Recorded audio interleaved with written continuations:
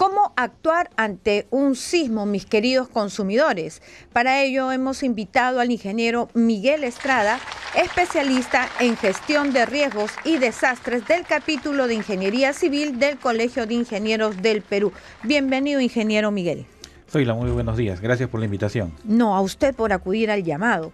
Hemos escuchado un despacho un poco preocupante, ¿no? Definitivamente, aquí en Lima estamos todavía a buen recaudo, pero definitivamente hay heridos, hay viviendas afectadas, puentes colapsados, carreteras que están cubiertas de piedras, escombros. Entonces, ¿cómo actuar ante un sismo, mi estimado ingeniero Miguel? Bueno, todo evento, todo desastre tiene tres etapas, tres momentos. El antes, el durante y el después. Muy bien, entonces acabamos de ver en el video, por ejemplo, o la información que nos han enviado, que ha habido rotura de tuberías de agua. Ha habido bloqueo de carreteras, un puente ha sido afectado. Luego había una afectación, una fuerte afectación o una o viviendas inhabitables y personas heridas y afectadas, ¿no? Entonces, ¿qué hacer ante esta situación previa a lo que pueda suceder anteriormente? Es decir, tenemos que asumir, porque muchas personas a veces, estimado ingeniero, nos dicen, ay, pero lo que están haciendo es alarmarnos, asustarnos. Y la idea de tener este tema, convocarlo a usted, no es de asustar y alarmar, sino la primera medida, el antes, prevención. Así es. ¿Verdad? O sea, lo que hacemos nosotros no es alarmar, como tú muy bien dices, sino informar acerca de qué cosa es lo que se debe hacer. Bueno, definitivamente hay un mensaje de INDECI que es la mochila o la caja de emergencia. ¿Qué cosa es lo que hay que hacer? Mantener allí agua, por ejemplo, medicamentos que son de uso diario, una linterna o un encendedor con velas, y papel higiénico, por ejemplo, es muy importante, ¿no? Luego los documentos, copia de los documentos también, ahí en esta caja que va a servir pues de una especie de reserva de información. Mire, qué interesante, yo he puesto todo en la caja menos la copia de los documentos. No, es importante, ahora sí lo tengo en check. Ya, muy bien. Y alimentos no perecibles, ¿no? Recordemos ahí, por ejemplo, cuando uno compra una lata de comida, los alimentos en conserva, no en bolsa, sino en conserva de lata y vidrio, son los que tienen más tiempo de vida, ¿no? Tienen las fechas de caducidad mucho más posteriores. Eso por un lado. Luego, el otro es la actividad de la participación en los simulacros. ¿Por qué son importantes los simulacros? Porque nos indican, por ejemplo, cuáles son las rutas de evacuación y los lugares de refugio. Perfecto. Entonces, cuando llegue ya el sismo real, lo que hay que hacer es inmediatamente seguir aquello que hicimos durante estas prácticas, durante estos simulacros.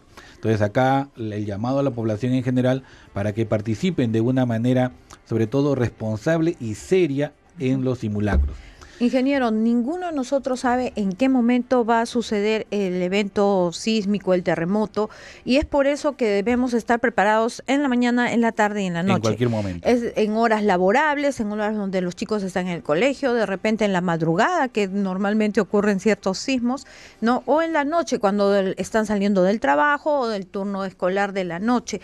Entonces, es importante que todos participemos, no en un acto de que, porque hemos visto bastante también, que a veces lo toman a la broma, que a veces dicen, ¿para qué? Todavía no estamos conscientes de que vivimos en una zona sísmica, ¿no? Yo desde que tengo uso de razón nos han dicho, la placa continental choca con la placa de Nazca y eso hace que ocurran normalmente eventos sísmicos y que Dios no quiera, pero definitivamente hay una predicción, ¿no?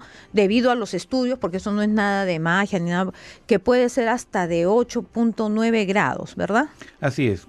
Nosotros en el Perú vive dentro de la zona que se llama el círculo o el cinturón del fuego, donde no solamente ocurre la mayor cantidad de sismos, sino también los más destructivos. Lo que pasó en Chile, en Japón, por ejemplo. Lo que pasó en Perú en el año de 1746. 1746. Ya son casi 300 años de acumulación de energía que en algún momento va a tener que liberarse. Como tú bien dices, nadie sabe cuándo va a ocurrir un sismo, pero de que va a ocurrir, de todas maneras, eso va a ser así. Es un peligro latente.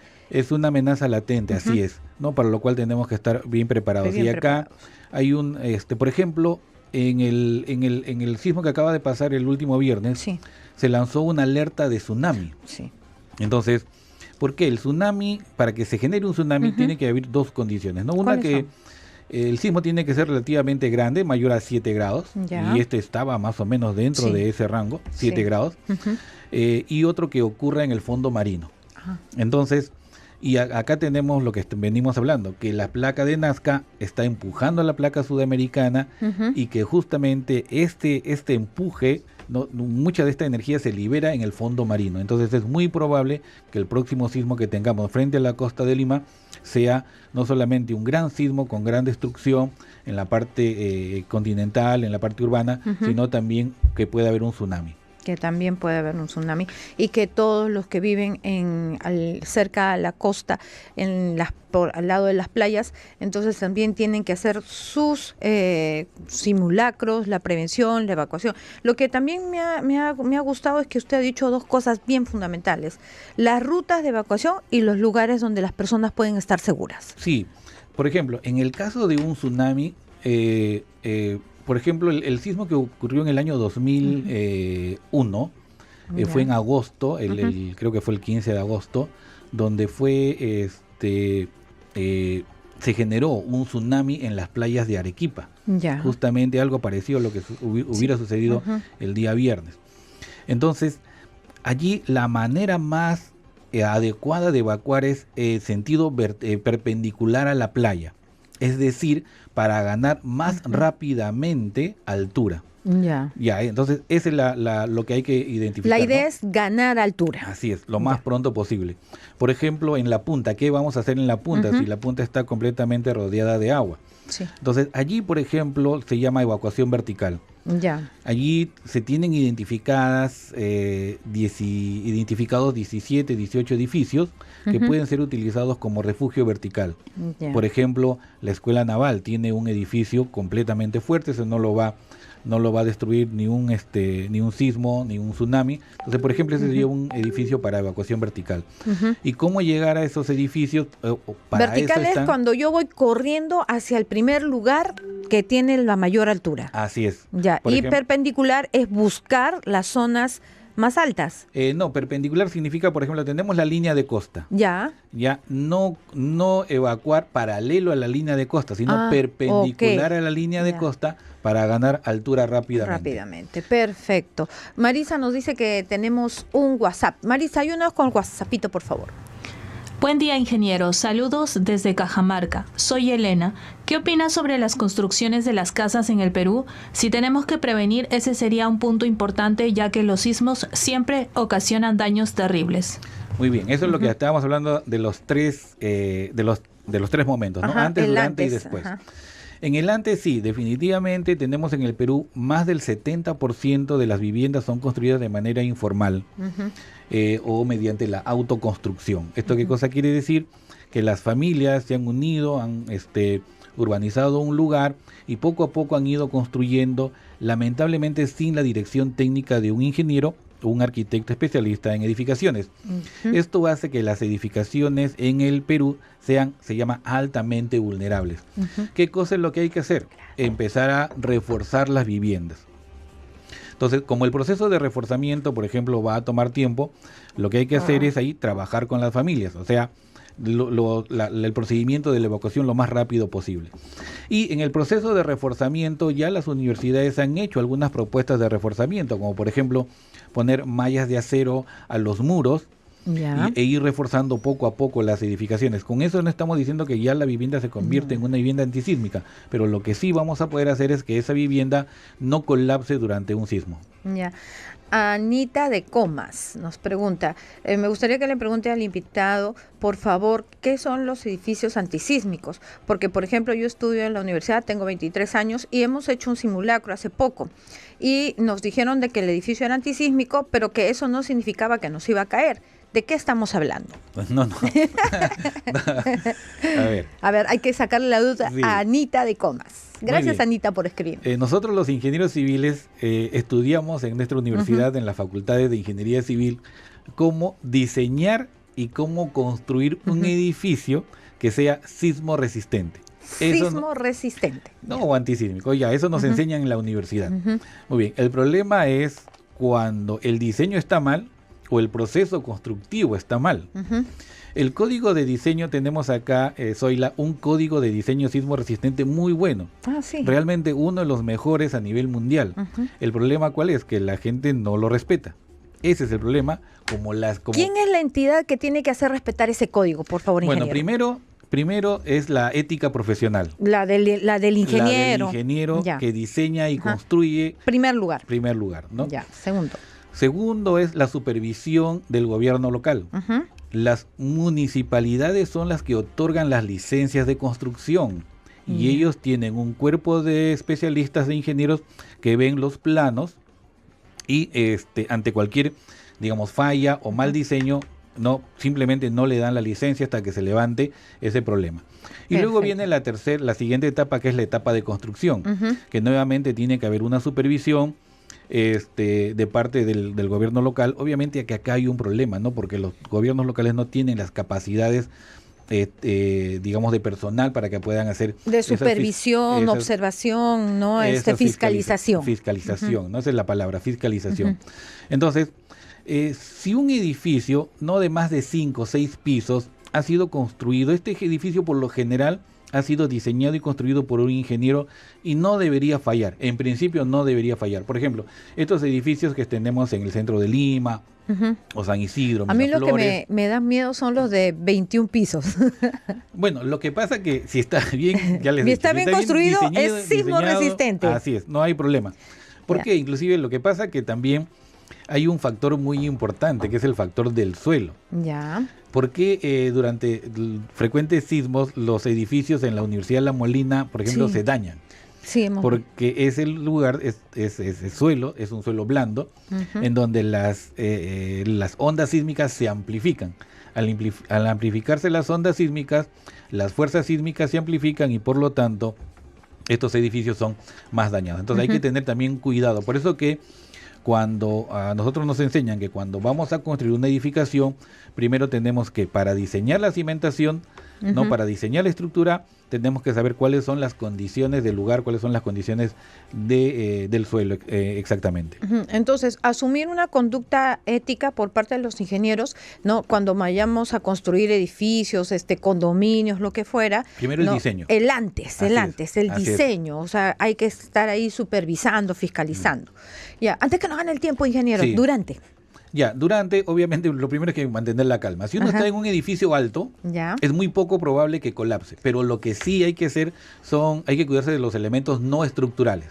Por ejemplo, a mí me dio pena en Turquía, los edificios se caían como al lado. No sé si vio ese terremoto. Sí, ahí el problema. ¿Qué pasó? Mala construcción, nada de ética. Sí, y lo dijeron, lo dijeron. Problemas de ética en la construcción. Profesional, así es. Entonces hay que fomentar la ética profesional, no desde la universidad, desde los colegios. Desde ahí hay que empezar. Yo Entonces, estoy como con les usted, decía, ingeniero. Muy bien. Entonces, como les decía, primero en un edificio alto, ahí no creo que colapse, pero sí hay que cuidarse de los elementos no estructurales, ¿no? Alejarse de las ventanas, o por ejemplo, para hacer, ¿dónde es un lugar muy seguro en un edificio alto? La caja del ascensor. La caja del ascensor es un elemento muy, muy rígido porque tiene concreto. Sí he visto cuando lo construyen, tiene concreto por los 4 lados. Ya, ahora, ¿qué pasa si estamos en una edificación informal? Allí sí hay que evacuar lo más rápido posible. No hay que pensarlo. Una edificación informal, por lo general, es una edificación de 1 o 2 pisos, 3 pisos a lo mucho, que da tiempo, ¿no? Porque uno comienza a contar. Y estas construcciones que hemos visto por ejemplo, en San Juan de Miraflores, Villa María del Triunfo, que parece que estuviera puesto un bloque sobre otro bloque y no hay una columna ahí, todas estas cosas también tienen que ser fiscalizadas, ¿verdad? Pero por supuesto, por ejemplo, lo que mencionas, ¿no? Las viviendas en las laderas. O sea, los cerros. Media vivienda está sobre terreno natural y media vivienda está sobre terreno de relleno. Entonces, definitivamente, las personas que viven en este tipo de viviendas tienen que evacuar inmediatamente. Y para eso están estos simulacros que les dicen dónde evacuar, cómo evacuar y a dónde ir, ¿no? O sea, la ruta de evacuación y el lugar de refugio. Y recordar siempre, pues, estos elementos mínimos de agua, medicinas, documentos, linterna o encendedor, fósforos con Cuidar a las una personas vela, ¿no? mayores, personas con discapacidad, tener en la mochila de emergencia las medicinas, de repente hay enfermedades crónicas o algo por el estilo, ¿verdad? Antes que no ganes tiempo, el después. Y el después, o sea, viene la parte de evaluación del daño. Ya. Como hemos visto ahí en el informe que nos dieron hoy en la mañana, hay viviendas, por ejemplo, dañadas y otras inhabitables y otras colapsadas. Exacto. Ya, en las colapsadas definitivamente no hay nada que hacer. Ahí solamente volver a construir. Terminar de demoler la edificación y volver a construir una nueva. Contratar un ingeniero ético. Así es. Ya, en la segunda, en las inhabitables, ahí tiene que haber una revisión muy adecuada de parte de un ingeniero especialista para ver si es que esta vivienda puede ser o no utilizada. ¿Qué cosa quiere decir? Que si esta vivienda se puede demoler aquello que fue dañado y construir de nuevo, pero para eso se necesita una revisión y una supervisión de un ingeniero especialista. Entonces, primero viene eso, ¿no? Si es que se puede o no utilizar. Y obviamente ya la recuperación poco a poco de la actividad económica, la actividad académica, lo que se tiene que responder.